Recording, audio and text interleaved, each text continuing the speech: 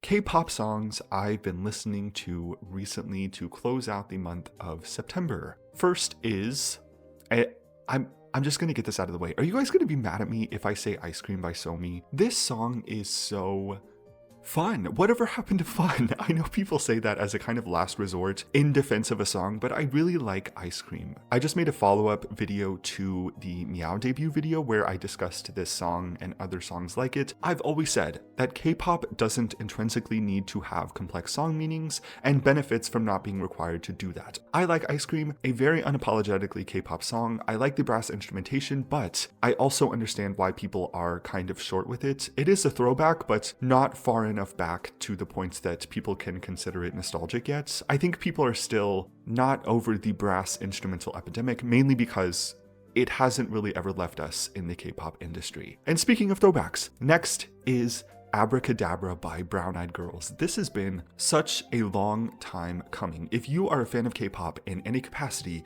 you know this song is in the history books as a song that every K-pop fan should know and love. I regret to say that it wasn't until I think about 2 months ago that I finally saw the vision with this song. I never understood what made this song so special in K-pop fans' eyes for the longest time, but now I finally see it and I am so happy. The power of Abracadabra is in its verses and how the chorus kind of sets them up. The chorus and pre-choruses are great. You kind of have to get used to it, but the way that the verses characterize the song is what makes it so memorable in my opinion. In my experience with the song, you have to be able to appreciate the verses first before you can understand fully what the pre-chorus and chorus are doing. But yes, so happy that I finally see the vision with Abracadabra. Next is Nectar by The Boys. I don't really keep up with The Boys, but I checked in for Nectar and truly believe, I've said this a couple of times this year, but this might be my #1 boy group release of the year. This song is so insanely good to the point that I'm mad that it didn't get the recognition it deserves. This is why I am kind of short with people who dismiss boy groups at large on the grounds of noise music. This past year or so has been really great for boy groups releasing more dynamic material, especially songs like this, like Nectar, and I wish they would get more recognition for that. Nectar is a perfect song for maladaptive daydreaming. It sounds like something you'd hear in a coming-of-age movie or TV series, which happens to be one of my favorite genres in K-pop. Next is Work by ATEEZ, not the G-Eazy version, never the G-Eazy version. I love ridiculous lyrics in K-pop, and Gotta Make That Money Make Purse completes the whole song for me. It's a big reason why I like it so much. Also, a reason why I've come to appreciate ATEEZ as a group throughout their entire discography in a lot of ways. I like how they express themselves as artists, but also in terms of lyrics and vocal performance. They do clearly express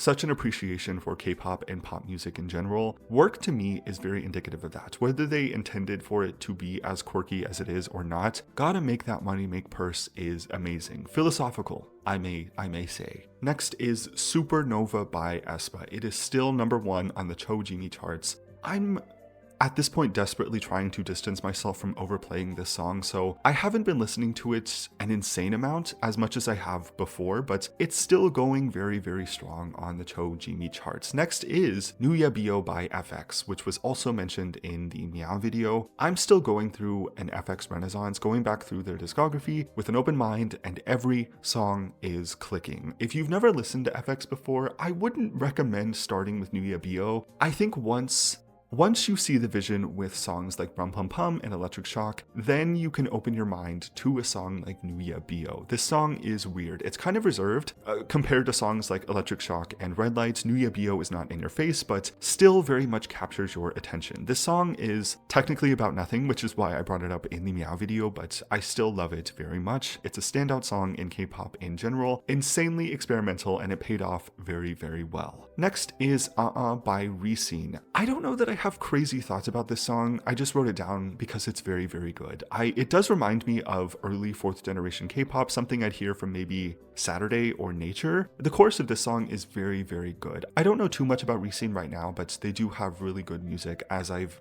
heard so far. In particular sounds like it's straight from the end of 3rd generation, maybe the start of 4th generation, which is why I think I like it so much, or why I gravitated towards it. I definitely need to look more into REIN's discography. I know they just had to come back, so I will have to check that out. Next is Woke Up Looking Like This, So Don't Get Under My Skin.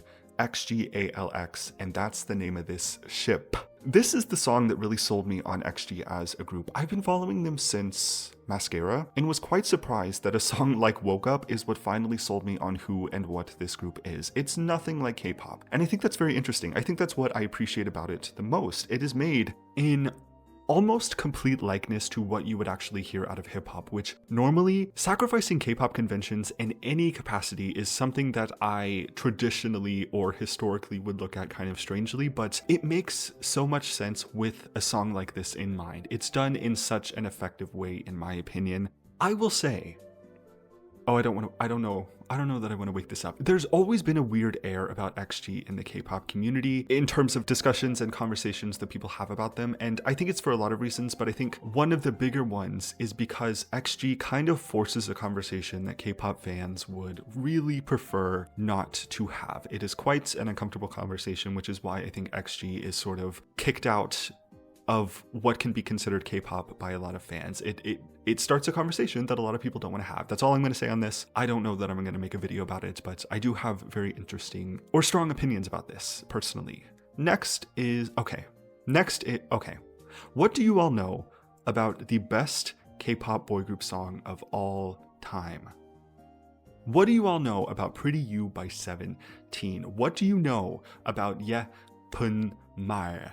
This song sits at the peak of boy group music and has ever since the first or second time that I heard it. Pretty You it sits up there with Be Mine by Infinite, Monster by EXO. It's among the very best that boy groups have to offer. Music video budget was $15 and a couple of bowling alley tickets, but they literally had one chance and they took it. Pretty You is so good. Highly encourage you to listen to it if you haven't already or if you haven't recently. Also, listen to Oh My by 17. They kind of sit at the same table, in my opinion, in terms of 17's discography. Very excellent music. Next is Fingertip by GFRIEND. I'm a little more than upset that I've never seen anybody talk about this song on K-pop social media. Maybe I'm just not in the right circles. Fingertip is maybe top 20 K-pop songs, maybe even top 15 K-pop songs of all time for me personally. This song makes up the pinnacle of one pillar of the third generation of K-pop, commonly referred to sometimes as horse girl music. This is the horse girl song to end all horse girl songs, and I'm up there on that horse with them.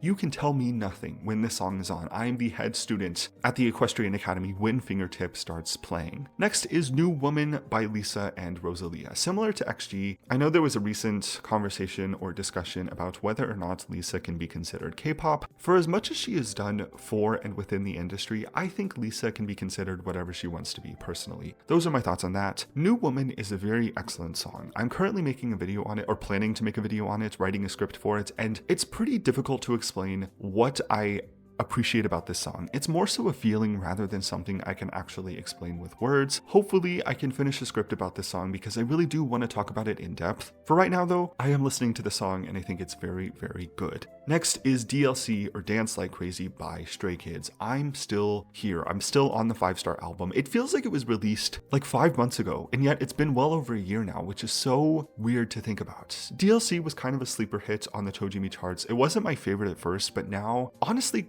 one of my favorite Stray Kids B-sides. It reminds me of something that Card would have released around 2018 to 2019 in a good way. I really like the sound on Stray Kids, and I hope that we can hear more songs like this from them in the future for sure. Next is TTYL or Talk to You Later by Lucemble. So I can't really explain it, but TTYL is what Luna is to me personally, or conceptually. It's a very simple song without incredible lyrical depth, but so much dimension is added via the vocal performance and instrumental. The vocal chopping in the chorus adds such an imposing sense of depth to an otherwise surface level concept. Does that make sense? This to me is Luna and Lucemble specifically at their best. You can tell they really believe in this project from the performances, and it really feels like the essence of what Luna was has been captured again as of this release. It's the experimentation with pop music paired with a performance that really only the members of Luna are able to give. After this release, and sort of taking the time to consider it, every post-Luna project is adding up so well in my mind. I've gone back through all of the projects from Artemis, Odd Circle, and so on, and really just developed a new appreciation for all of these songs. Very, very excellent music. I feel like I've said that for every song, but it really is the truth. TTYL is a standout release from K-pop this year. And those are all of the songs that I have written down. There are many more songs that I've been listening to recently that I'll either save for a future video, or I kept them out of this video because I have plans to make videos on those songs specifically sometime soon. Thank you for watching this if you did, listening to me talk about songs I've been playing recently. If you want to let me know what songs you've been listening to recently, any recommendations that you have, definitely feel free to do so. And yeah, thanks again for watching this. Subscribe if you want to. Have a good start to the month of October, and I'll see you next time.